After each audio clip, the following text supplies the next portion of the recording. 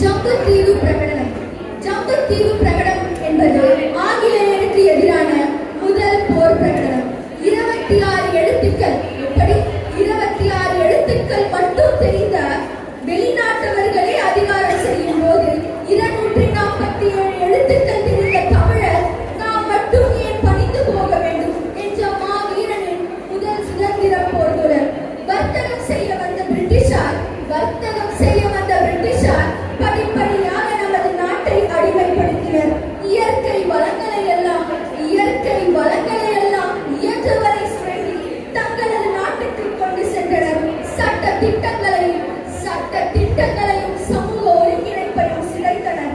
நாம் சுதந்திர உரிமைகளை பறித்து நம்மை அடிமை வம்சமாய் வதைத்து வந்த அந்நியர்களின் ஆட்சியை புறக்கணிக்க நாம் எடுத்த முழக்கமே ஜம்புத்தீவு பிரகடனமாகும்.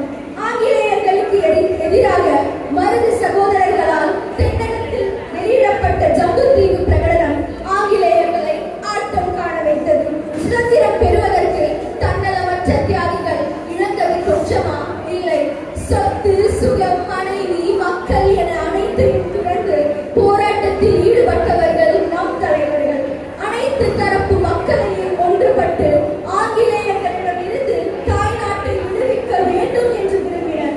அதனை வலியுறுத்தி பல வீர கருத்துக்கள் அடங்கிய அறிக்கையை திருச்சி மலைக்கோட்டை, ஸ்ரீரங்கம் கோவில் சுவர் போன்ற இடங்களில் ஒட்டினார் சின்னமருது.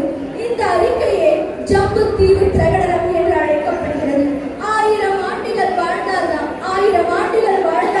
வாழ்ந்தாலும் மனிதன் கடைசியில் சாகத்தான் போகிறான். ஆதலால் பாளையங்களில் உள்ள ஒவ்வொருவரும் போர்க்கோலம் பூண்டு எழுச்சி பெற வேண்டும். ஆங்கிலேயர்களின் பெயர்கள் கூட நாட்டில் எஞ்சிராமல் செய்ய வேண்டும். அப்போதுதான் ஏழைகளும் கொடுமைகளால் அல்லல் படுவோரும் வாழ முடியும் என்று மருது சகோதரர்களின் இந்த போர் பிரகடனம் ஆங்கிலேயர்களுக்கான முதல் எதிர்ப்பாக இருந்தது. அதனால் மருது சகோதரர்களை ஒழிக்க வேண்டும் என்று ஆங்கிலேயர்கள் முடிவெடுத்தனர். தங்களுக்கு எதிராக கிளர்ச்சி செய்த பாளையங்குறிச்சி கட்டபொம்மனின் சகோதரர் ஊமைத்துறைக்கு அடைக்கலம் கொடுத்ததாக கூறி மருது சகோதரர்களின் மீது போர் தொடுத்தனர். சுமார் 150 நாட்களுக்கு எப்படி 150 நாட்களுக்கு மேலாக போர் நீடித்தது. அப்போதும் மருது பாண்டியரை பிடிக்க முடியவில்லை. நயவஞ்சகமான அறிவிப்பு வெளியிட்டனர். குறிப்பிட்ட நாளில் சூரிய அஸ்தமனத்திற்குள் மருது சகோதரர்கள் சரணடையாவிட்டால் அவர்களால் கட்டப்பட்ட காளையார் கோவில் கோபுரம் இடித்து தள்ளப்படும் என்று மிரட்டினார்கள். அதற்காக வீரங்கிகளை